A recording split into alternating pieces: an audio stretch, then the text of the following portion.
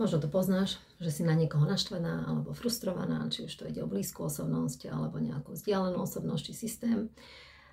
A niekto ti povie, a však snaž sa ho pochopiť. Do teba 100 čertov, pretože pravdepodobne v tej chvíli chceš byť vlastne pochopená ešte viac, pretože aj ty si v nejakých silných emóciách a hlavne nevidíš dôvod, prečo by si mala niekoho pochopiť. A prečo to vlastne ľudia hovoria, že snaž sa ho pochopiť, no ale ako sa k tomu dostanem, ešte poviem, že čo nám väčšinou bráni pochopiť niekoho je to, že si myslíme, že pochopiť znamená, že teraz už nebudem nič robiť. Že to je taká, že nečinnosť, že si to tak ako keby ospravedlním a tým pádom prídem o tú aktívnu energiu v sebe, ktorá chce ochrániť tie nejaké moje túžby a potreby, ktoré mám, alebo vlastne adresovať ten strach, ktorý mám, keď sa niekto nejak správa.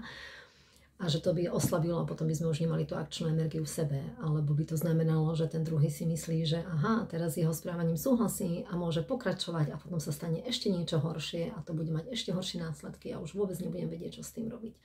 Takže to sú také prirodzené mechanizmy, ktoré nám podľa mňa bránia tomu pochopiť niekoho. Ale prečo to teda ľudia hovoria, že a snaž sa ho pochopiť?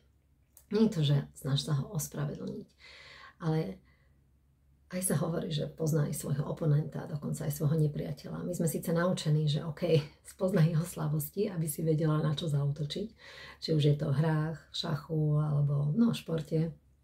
Tak okay, v tenise, keď vieme, niekto má slabší backhand, tak proste tam budeme na to dávať loptičky.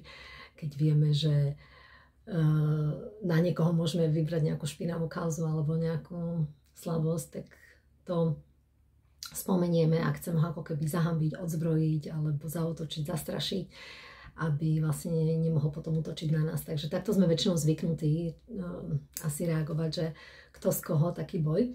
Ale ja to myslím úplne z iného pohľadu, že poďme sa skúsiť pozrieť hlbšie, čo je za tým správaním toho človeka, ktoré nás štve.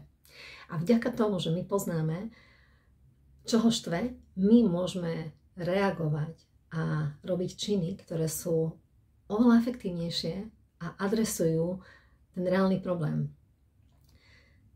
Takže nám to možno ešte aj uvoľní tú energiu. Takže dajme tomu, keď pri deťoch sa to tak väčšinou učíme, tam už vieme, že nepozeráme sa na dieťa, ako že to len ten agresívny spratek alebo nevychované dieťa, ale povieme si, aha, je unavený, je hladný, dám mu najesť, vyspí sa a nebude lepšie spolupracovať. Pri partneroch tiež si môžeme povedať, keď sa nejaké jeho potreby naplňa, nieco ľahšie spolupracuje, alebo vieme, že OK, môžeme takúto zlú náladu, pretože v práci mal partner zlý deň, alebo mu tiež chýba nejaká pozornosť, uznanie, uistenie a tak ďalej, spolupráca a tak ďalej. Takže vlastne, keď začneme meniť tieto správania iných na potreby, tak vieme už adresovať to, keď sa nám napríklad nepáči, že dieťa sa správa takto a tým vlastne ono túži po pozornosti, tak si poviem, OK, ja by som radšej tú pozornosť dávala iným spôsobom, ktorý je pre mňa príjemný a vlastne bere ohľad treba aj na ostatných ľudí v rodine. Takže už preventívne vieme, že môžeme vlastne toto nežiaduce správanie adresovať tak, že naplníme tú potrebu napríklad pozornosti tým, že budeme mať 1 hodinu special time. A sme zvyknutí, že OK, už pri deťoch je to takto OK, pri dospelých už tí, čo ľudia sa venujú seba rozvoju alebo chodia na terapie, tak vedia, OK, príjmime aj tie naše nejaké čierne stránky, tmavšie, tie tiene a napríklad aj tú agresiu v nás, alebo niečo, čo vlastne odsudzujeme na iných, koľkokrát zistíme, že, nie že koľkokrát, skoro vždy, zistíme, že to máme aj v sebe a práve keď pochopíme, OK, prečo som takáto agresívna, prečo sa prejedám, prečo si kúšam nechty, prečo, aké vlastne potreby sa tým snažím naplniť. Niekedy to môže byť presne nejaké uistenie, bezpečnosť, spojenie. A keď to začnem nejak inak naplňať, tak táto stratégia už môže ľahšie vymiznúť. Aj oveľa ľahšie vlastne premeníme, keď je tam to prijímajúce prostredie, pochopenie, priateľe, láska, tak sa to alchymizuje na niečo, čo bude slúžiť celku, teda nášmu telu viacej. Takže vieme to už aj pri sebe, aj pri deťoch, pomaly sa to učíme aj pri partneroch. Ale nie sme zvyknutí úplne tento koncept, ktorý jednoznačne funguje, vlastne sa používa aj v mediácii. To je to, čo vlastne ako mediátori, teda pokiaľ to učia aj podľa nenásilnej komunikácie, robia, že vlastne sa snažia tie stratégie, ktoré vlastne do seba narážajú, premeniť nejaké potreby a vymyslieť stratégie, ktoré už do seba tak narážať nebudú. Tak prečo tento koncept ešte vlastne nevieme úplne použiť aj na nejaké také buď verejné osoby, alebo nejaké veľmi vzdialené, alebo proste také abstraktnejšie, dajme tomu, maso ľudí, ktorá má úplne iné názory, hej, či už je tam pri očkovaní, alebo pri politických názoroch, tak alebo hej, či si človek myslí, že či Zem je gulatá alebo plochá, tak proste to sú presne tie veľmi polarizujúce témy, kde je úplne jasné, že sa všetci chytia za hlavu, že jak toľko ľudí si môže myslieť niečo iné, hej, aj to už úplne desivé, pretože sa nám to spojí, to keď takto svet, to kam dospejeme, hej, keď takto ľudia rozmýšľajú. Ale keď vlastne pochopíme, prečo, čo sa tým vidia, tak vieme adresovať to, čo za tým je. A samozrejme, je to veľmi komplexná téma, hej. Čo tam je väčšinou nejaká túžba po uznaní, kontrole, moci, bezpečí. Ale často tam je fakt vyslovene to, že všetci chcú byť len videní a pochopení. A hľadajú niekoho, kto im to ako keby zaručí, kto im vlastne prinesie, kde sa budú cítiť bezpečie. Takže väčšinou sme zvyknutí hľadať vlastne takého lídra, ktorému to veríme a potom vlastne nevidíme kopu iných vecí, pretože tá potreba toho, že bude za naše práva nejak bojovať, vlastne zahmlí aj to ostatné. Proste selektívne to vidíme, hej. Ale keď vlastne človek začne premýšľať nad tým, ako ľudia rozmýšľajú, tak vie potom adresovať hlbšie, čo sa deje. A naozaj si myslím, že to nie je, že efektívnejšie to je robiť nie bojom, ale práve cez to pochopenie. A možno je to tým, a zase nechcem povedať, že iba to je tá správna cesta, pretože ja mám obrovskú úctu, obrovský obdiv všetkým tým ľuďom, ktorí vedia ísť na pódium a riskovať aj svoj život, aj svoju popularitu, aj všetko a povedať, nie, s týmto nesúhlasím, mám iný názor a som ochotná to povedať na plné ústa, akože naozaj mám obdiv a je to veľký vzor pre mňa, preto som si aj povedala, ja nahrám do toho video, že tiež naberiem tú odvahu, aj keď ja oveľa viacej milujem dialógy ako takéto monológy a ešte toto sa ukazovať na sieťach, ale je to tam tá moja troška, ktorú vlastne aj ja chcem prispieť, aby som žila v tom svete, ktorý bude v súlade s tými mojimi hodnotami. Takže tiež prekonávam svoje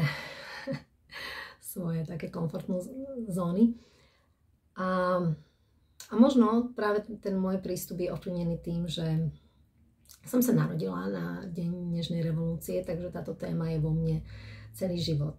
A najprv som to brala, že aha, keď sa mi niečo nepáči, musím bojovať, musím byť revolučná, postaviť sa tomu. A dlhé roky som to tak robila, či už v rodine, alebo aj v hociakých iných, či partnerstvách, alebo kamarátstvách. Proste som si nedávala nejak servitky pred ústa.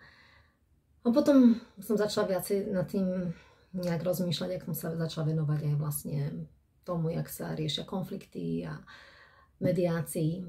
Takže som začala chápať, ako fungujú tie princípy medzi ľuďmi.